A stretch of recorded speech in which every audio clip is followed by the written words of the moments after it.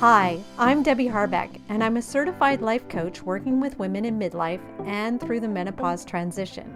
So each week, I'll be sharing the latest information, inspiration, and generate some momentum so you can move forward and feel more in control of your changing midlife body and your life. Let's go. Hi, and welcome back to the podcast. So today I want to talk about belly fat, or visceral fat, which is the scientific term you're going to hear, and why it's so important right now in midlife that we know what this is, how it happens, and of course, what we can do about it. I bring this to you today because it's a term that I hear thrown around a lot. It's something I see a lot of products are targeted towards our belly fat and making claims that it can get rid of belly fat really fast. And I just want you to be really wary of these things because it's not such an easy fix. It is something, though, you can reduce through your lifestyle habits. And that is what I'm all about. And of course, I'm going to talk about specific things you can do today. For me personally, I've been noticing like when I bend forward or if I'm slouching in my chair, I feel this pushing from like inside me, this kind of thing that's sitting there. It's not like pregnancy, but I will say it's a similar thing and that I've not felt before in my life. And this is somewhat new, although my weight hasn't really changed. I've noticed a shift that there is weight around my middle. And I'm suspecting you might be noticing this too. You might be noticing there's this shift around your middle. Maybe you're noticing it in your pants. Maybe you're like me, you're noticing it when you move certain ways. If you're not sitting up straight, you can feel it. So it's not that you can see it from the outside. What you see from the outside is not visceral fat. Visceral fat is pushing from the inside because it's around our organs. So you have subcutaneous fat, which is that fat right under the skin. And it's that fat that is like what the muffin top is there, that pinchable fat that hangs over our jeans. Not that it's healthy, but it's healthier than visceral fat. And visceral fat is deep fat around the organs. It's not denser, it's just deeper. And it is around organs like our liver and our intestines. And it gives us that feeling that we've got something in our gut. It's not comfortable for sure, but it's also much more concerning. It's what we call metabolically active. And as such, it releases pro-inflammatory proteins, meaning it increases your inflammation in your body, which is never a good thing. And it also secretes hormones that promote insulin resistance. This is the key here. Anything that has to do with insulin resistance, you know what comes next: metabolic syndrome, diabetes, cardiovascular disease, fatty liver disease. So these are all things you've probably heard of that can be linked to insulin resistance, meaning we have a higher blood sugar and insulin is just not getting it out of our blood and into our cells. Just to simplify, this fat around your organs, it's unhealthy. It can lead us to disease. And whatever we can do to reduce this type of fat, the better. So why does it even show up? So this is what I want to talk to next. So yes, we are going through these hormone shifts, right? We know our estrogen is declining, our progesterone is declining. And when this happens, yes, there is a tendency for fat to be redistributed to the belly. But there's even newer research that points to another hormone that you might be familiar with. It's called FSH, or follicle-stimulating hormone. Now, when you're menstruating, FSH is the hormone that stimulates your ovaries to grow and release an egg every month. And of course, during perimenopause and menopause, as estrogen and progesterone are dropping, FSH levels actually climb. And studies are showing that FSH may directly act on the fat cells, especially in the belly, encouraging them to store more fat. So it's possible that hormone therapy of the future. Right now, it really has to do with estrogen, progesterone, and testosterone. It might include some sort of FSH blocker so that we can reduce this visceral fat. But right now, that's not happening. We're not there yet. That's okay. But we are studying it, which is great news.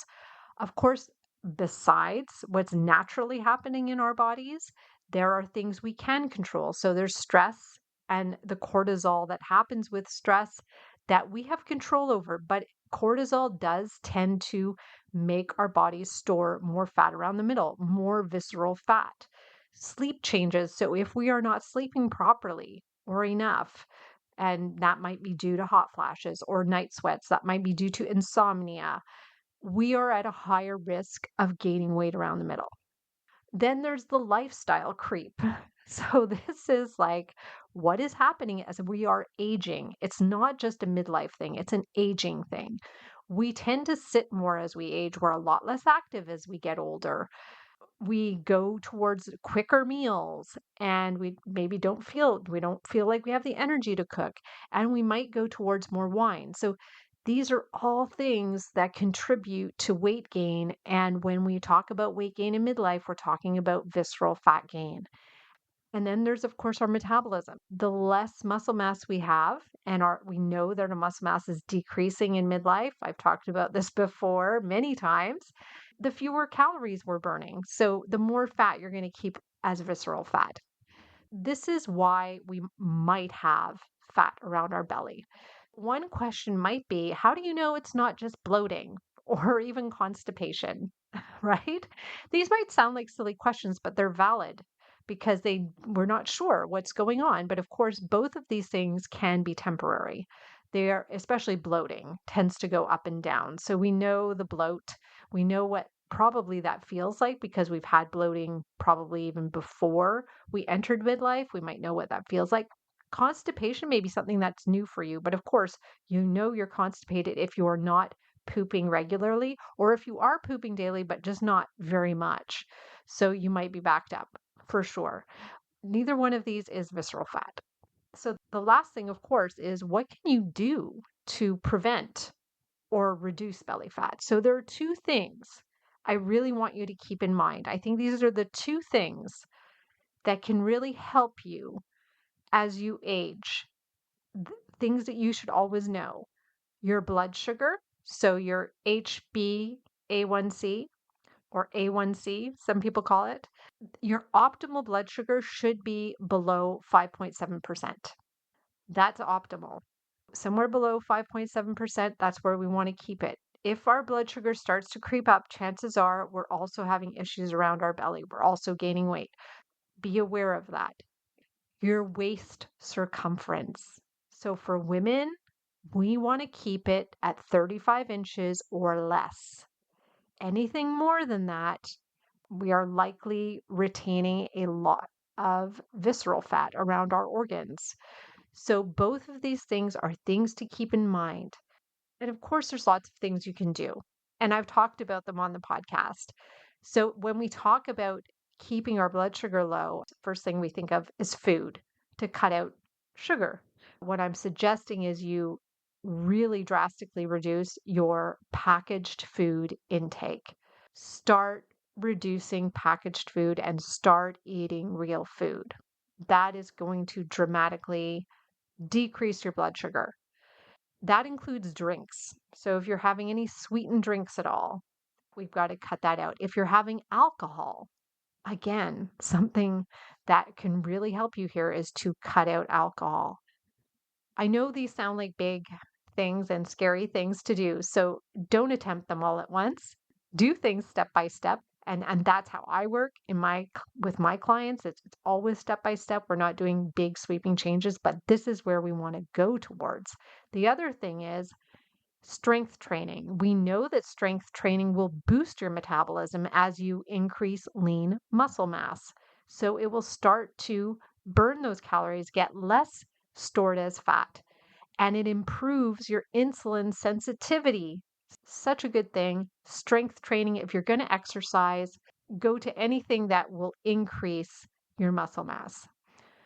And then we want to manage our stress. We know that stress directly impacts our blood sugar and the storage of fat around the middle. So we want to go to anything that is going to reduce our stress.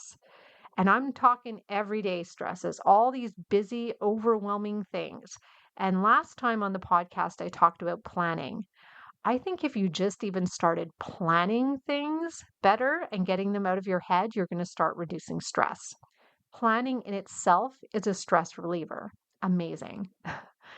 Going out for walks, of course, yoga, meditation, all of these wonderful things are great, but really anything that can get you out of your head and into the present moment will definitely help. And then it's improving your sleep. If you are not sleeping well or you're not sleeping enough, then you are wreaking havoc on your blood sugar, you're wreaking havoc on your stress, and you're really causing your body to retain weight. We need to really work on sleep and get that going. And of course, if you move more, if you eat better, if you reduce or limit alcohol, your chances are you'll probably sleep better too. All of these things work together. They're not all separate things. They all help each other. And the last thing I'll say here is that there has to be a mindset shift. There has to be a mindset shift that has you taking more control of yourself and not settling for what's comfortable all the time. And I know that's challenging. Our brain wants to go to what's more comfortable. Our brain wants to go to what it's used to.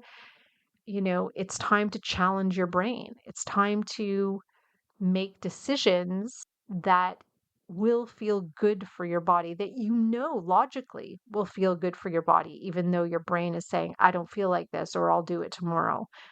I know this one is challenging. I work with my clients on this one an awful lot because it is the key to getting any of these habits that I just mentioned before, like exercise and eating better and reducing alcohol and managing stress and getting better sleep. I mean, doing any of these things requires that you work on your mind.